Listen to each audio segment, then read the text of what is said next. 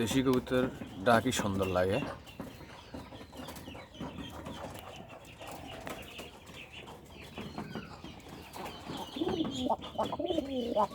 বাদ দেওয়ার সময় হয়ে গেছে, কেন জন্যই নাদিকে ডাকতেছে।